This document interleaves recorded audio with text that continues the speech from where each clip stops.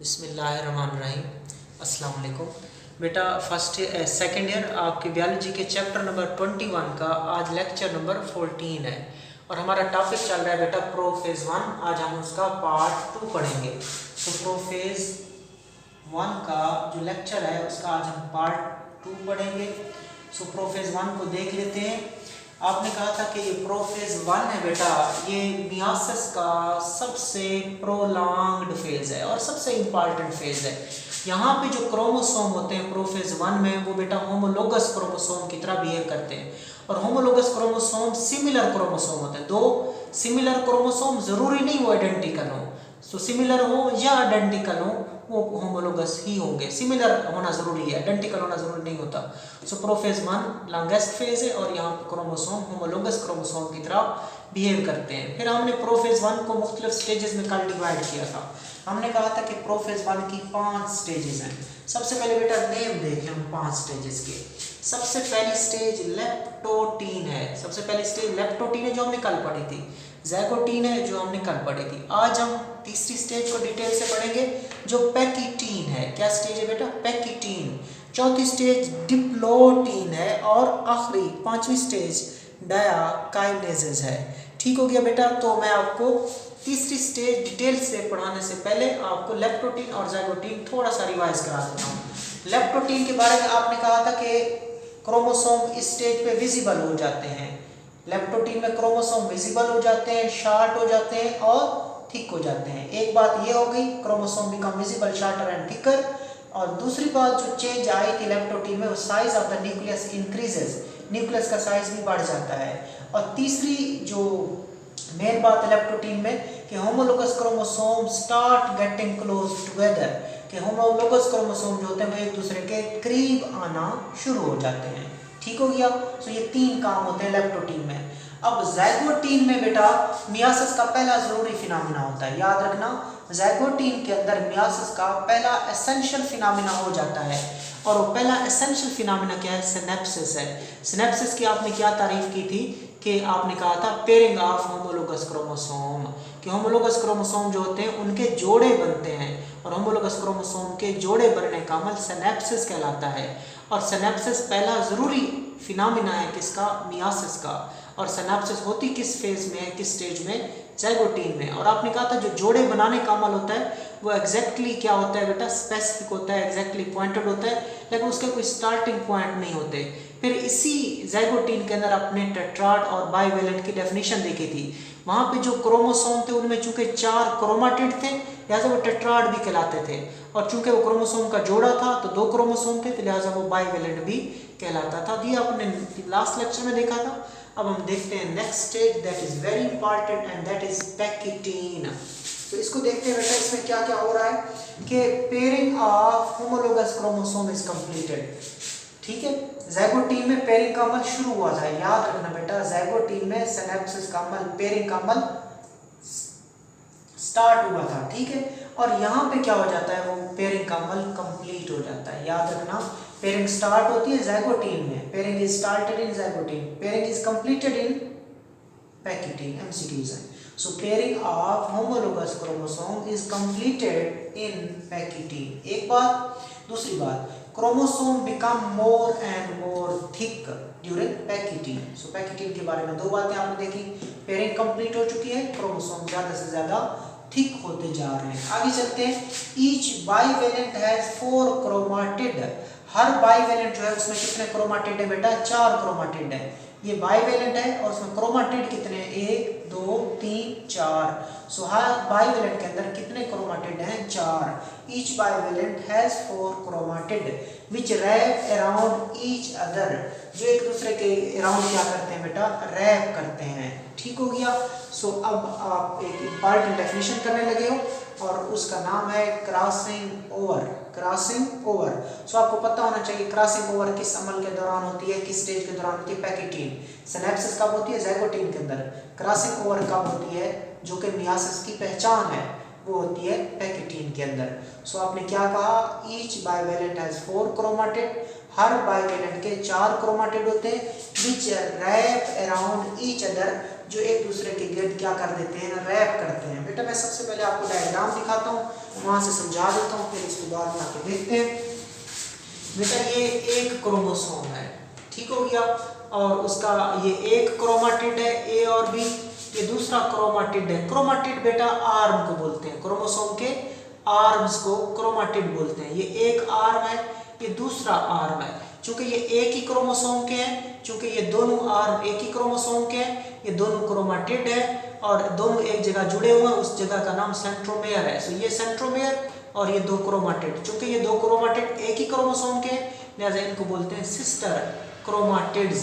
क्या बोलते हैं बेटा, सिस्टर क्रोमाटिड्स। किसके, होमोलोगस क्रोमोसोम्स के, ठीक हो गया, सिस्टर क्रोमाटिड्स हैं। और उसके बाद ये दोनों आपस में सिस्टर क्रोमाटिड हैं। जबकि अगर बात करें इसकी और इसकी, ये दोनों क्या है, नॉन सिस्टर है बेटा। ये बड़ा इंपॉर्टेंट कंसेप्ट है। इन दोनों को आप सिस्टर बोलोगे, सिस्टर क्रोमाटिड ऑफ क्रोमोसोम। ये दोनों भी आपस में सिस्टर हैं, जबकि एक ये वाला और एक ये वाला दोनों होमोलोगस क्रोमोसोम है, ऊपर वाला और नीचे वाला, और एक रुकन होमोलोग कहलाता है दूसरे का। सो अगर हम एक इसकी बात करें और एक इसकी बात करें तो इन दोनों का आपस में क्या रिलेशन है, they are the non sister chromatid of homologous chromosome. ये दोनों नॉन सिस्टर हैं, ठीक हो गया, एक उस क्रोमोसोम का है और एक इस क्रोमोसोम का है। So they are the non sister chromatid of homologous chromosome. और टोटल क्रोमाटिड कितने हैं, 4, 1 2 3 4। तो उसने कहा है कि हर बाइवेलेंट जो है वो 4 क्रोमाटिड पे क्या होता है, मुश्तमिल होता है। और वो 4 क्रोमाटिड क्या करते हैं, रैप अराउंड ईच अदर, वो एक दूसरे के ऊपर बल खा लेते हैं, ठीक हो गया। फिर क्या होता है बेटा कि नॉन सिस्टर क्रोमाटिड जो है वो एक दूसरे से सेगमेंट का तबादला करते हैं, एक जगह पे करते हैं जो एक्स शक्ल का होता है या पॉइंट ऑफ इंटरचेंज भी कहते हैं, उसको बोलते हैं क्यासमेटा। क्यासमेटा पॉइंट ऑफ इंटरचेंज जो नॉन सिस्टर क्रोमाटिड के दरमियान बनता है। नॉन सिस्टर क्रोमाटिड्स हैं, उनके दरमियान एक्स शक्ल का एक इंटरचेंज बना, लिंक बना, उसका नाम क्यासमेटा होता है। फिर क्या होता है बेटा, नॉन सिस्टर क्रोमाटिड आपस में टुकड़ों का तबादला करते हैं। ये जो स्मॉल बी है ये ऊपर चला गया है और कैपिटल बी का क्या हुआ है, नीचे आ गया है। इसी अमल का नाम क्रॉसिंग ओवर है बेटा। इसी अमल का नाम क्या है, क्रॉसिंग ओवर। क्रॉसिंग ओवर है। और ये तारीफ क्या करेंगे कि exchange of segment between non sister chromatid of homologous chromosome at chiasmata is called crossing over, ठीक है। इसको बाद में भी आके देखते हैं। तो अब हम इधर आ जाते हैं कि each bivalent has 4 chromatid which wrap around each other. अब डेफिनेशन है, ये इंपॉर्टेंट है। Non sister chromatid of homologous chromosome exchange their segment due to chiasmata formation during the process called crossing over. के होमोलोगस क्रोमोसोम के non sister chromatids आपस में टुकड़ों का तबादला करते हैं। किसकी वजह से करते हैं, क्यासमेटा की वजह से करते हैं। क्यासमेटा जो एक्स शक्ल का लिंक है उसे क्यासमेटा कहते हैं, जो पॉइंट ऑफ इंटरचेंज का काम भी करता है। सो डेफिनेशन क्लियर कर लें, non sister chromatid of homologous chromosome exchange their segment due to chiasmata formation during the process called crossing over. अब आगे बेटा क्रॉसिंग ओवर की अहमियत होती है कि क्रॉसिंग ओवर की डेफिनेशन तो होगी, अब क्रॉसिंग ओवर से होता क्या है। In this way the reshuffling of genetic material occur. ये बात आपने याद रखनी है कि इस अमल के दौरान जेनेटिक मटेरियल, विरासती मादा, जीन की रीशफलिंग हो जाती है, यानी कि उनकी पोजीशन चेंज हो जाती है, ठीक हो गया। उसके बाद क्या होगा, विच प्रोड्यूस रिकम्बिनेशन। उस रीशफलिंग के नतीजे में क्या होगा, रिकम्बिनेशंस पैदा होंगे, नई चीज़ें पैदा होंगी। उससे क्या पैदा होंगी, वेरिएशन पैदा होंगी, ठीक हो गया बेटा। और वेरिएशन क्या होती है, रॉ मटेरियल फॉर एवोल्यूशन। सो आपने क्या कहा, क्रॉसिंग ओवर से क्या पैदा होती है, क्रॉसिंग ओवर से रीशफलिंग ऑफ जेनेटिक मटेरियल होता है। और रीशफलिंग ऑफ जेनेटिक मटेरियल से क्या पैदा होती है, रिकम्बिनेशंस पैदा होती हैं। रिकम्बिनेशन से वेरिएशंस पैदा होती हैं, यानी कि बच्चे माँ बाप से मुख्तलिफ हो जाते हैं, एक दूसरे से मुख्तलिफ हो जाते हैं। और वो उनका मुख्तलिफ हो जाना उनको हेल्प करेगा कि वो बदलते हुए माहौल में क्या रह सकें, जिंदा रह सकें। सो ये आपने क्रॉसिंग ओवर की डेफिनेशन देखी और क्रॉसिंग ओवर की अहमियत देखी कि क्रॉसिंग ओवर के नतीजे में रीशफलिंग होती है और रीशफलिंग से रिकॉम्बिनेशन पैदा होते हैं। अब हम ड्यूरेशन देखेंगे बेटा कि ये पैकेटीन जो आप पढ़ रहे हो, पैकेटीन का अमल कब तक रहता है, कितने टाइम का होता है। पैकेटीन में लास्ट फॉर डेज, पैकेटीन का अमल डेज के लिए भी रह सकता है, लास्ट फॉर वीक्स, वीक्स तक भी रह सकता है, and even for the year, और मुख्तलिफ सालों तक भी ये अमल रह सकता है। सो पैकेटीन का जो प्रोसेस जो भी आप पढ़ रहे हो ये दिनों तक भी रह सकता है, वीक्स तक भी चल सकता है और सालों तक भी चला जाता होता है। सो हम कह सकते हैं the pachytene may last for days, weeks and even for the years. Whereas जो ऊपर वाली स्टेजेस थी, लेप्टोटीन थी बेटा, ज़ैगोटीन थी, फर्स्ट स्टेज और सेकेंड स्टेज वो फ्यू आवर के लिए होती हैं। पहली और दूसरी stage leptotene, zygotene, they can last only for few hours. So आपने पैकेटीन कवर की, जस्ट क्विकली रिवाइज कर लेते हैं। पेयरिंग ऑफ पैकेटीन के बारे में, pairing of homologous chromosome is completed, chromosome become more and more thick, each bivalent has 4 chromatid which wrap around each other. Definition of crossing over, non-sister chromatid of homologous chromosome exchange their segment due to chiasmata formation during the process called crossing over. Now significance of crossing over, in this way यानी कि due to crossing over the reshuffling of genetic material occurs which produces recombination, and pachytene may last for days, weeks, years, whereas the leptotyne and zygotyne first and second stages of the prophase one they last for few hours. एक दो दोबारा diagram देख ले बेटा। सो ये सबसे पहले chromosome ने क्या की, पेयरिंग की थी, पेयरिंग को सिनेप्सिस कहते हैं। ये दोनों आपस में सिस्टर क्रोमाटिड्स हैं और ये दोनों भी आपस में सिस्टर है, जबकि एक ग्रीन और एक रेड ये दोनों आपस में क्या है, नॉन सिस्टर है। तबादला इन दोनों के दरमियान होना है, ठीक हो गया। सो आपने यहाँ पे क्याजमेटा बना लिया और एक्सचेंज ऑफ सेगमेंट कराई between the non sister chromatid of homologous chromosome at the point that is called chiasmata. उसके नतीजे में क्या हुआ, एक गैमेट बना पेरेंटल कॉम्बिनेशन है पहले जैसा, कैपिटल ए कैपिटल बी, पहले भी यही था कैपिटल ए कैपिटल बी, लेकिन जो अगला गैमेट बना कैपिटल ए के साथ स्मॉल बी आ चुका है। सो यहाँ पे क्रॉसिंग ओवर हुई है, यहाँ पे रीशफलिंग हुई है, यहाँ पे रिकॉम्बिनेशन हुए हैं, और उसके बाद ये गैमेट भी नया बना है बेटा, स्मॉल ए के साथ कैपिटल बी आ चुका है। हालांकि पहले स्मॉल ए के साथ स्मॉल बी था, अब स्मॉल ए के साथ कैपिटल बी आ चुका है। तो इन दोनों के अंदर रीशफलिंग हुई है, रिकॉम्बिनेशन पैदा हुआ है, जबकि ये वाला गैमेट फिर पुराना है, स्मॉल ए स्मॉल बी। सो कुछ पेरेंटल गैमेट्स बनते हैं और कुछ नए रिकॉम्बिनेशन वाले गैमेट्स भी बनते हैं। अब हम देखते हैं नेक्स्ट स्टेज को बेटा। Next stage is the fourth stage and that is diplotene. क्या होती है बेटा, ये डिप्लोटीन होती है। इसके बारे में देखते हैं कि paired chromosome repel each other. पहले क्रोमोसोम ने जोड़े बनाए थे ज़ैगोटीन में, जोड़ों के अंदर क्रॉसिंग ओवर हुई थी पैकेटीन में। अब चूंकि क्रॉसिंग ओवर हो गई है, जो उनका मकसद था जोड़े बनाने का वो मुकम्मल हो चुका है। So paired chromosome repel each other. Repel का मतलब होता है एक दूसरे को दूर करना, एक दूसरे को धक्का देना। सो जोड़े जिन क्रोमोसोम ने जोड़े बनाए थे ना बेटा, वो एक दूसरे को क्या करने लगते हैं, इस स्टेज में रिपेल करने लगते हैं। एमसीक्यूज बनेगा कि पेयर्ड क्रोमोसोम एक दूसरे को रिपेल करते हैं, इन विच स्टेज आप कहेंगे डिप्लोटीन। सो डिप्लोटीन के बारे में पहली बात आपने क्लियर की, paired chromosome repel each other. आगे सो दे बिगिन टू सेपरेट। जब एक दूसरे को रिपेल करते हैं, धकेलते हैं, तो क्या होना शुरू हो जाते हैं, अलग होना शुरू हो जाते हैं। हाँ, separation however is not complete. ताम इस मरहले में सेपरेशन मुकम्मल नहीं होती। सेपरेशन स्टार्ट हो जाती है, वो एक दूसरे को रिपेल करते हैं, सेपरेशन स्टार्ट हो जाती है, लेकिन सेपरेशन कंप्लीट नहीं होती।